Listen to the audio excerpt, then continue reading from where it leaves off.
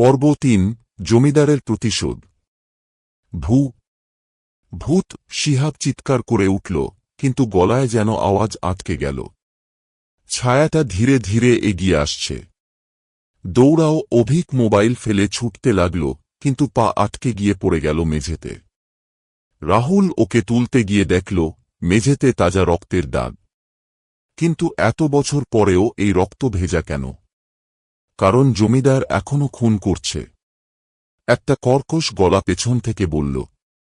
সবাই পিছনে তাকাল। একটা লোক দাঁড়িয়ে, পুরনো ধবধবে পোশাক, হাত কাটা, চোখগুলো লালচে। জমিদার, তোমরাও চলে যাবে না? আমার পরিবারের মতো রক্ত দিয়ে খেসারত দিতে হবে। তারা চিৎকার করতে চাইল, কিন্তু গলা দিয়ে আওয়াজ বের হল না। জমিদার ছুটে এল।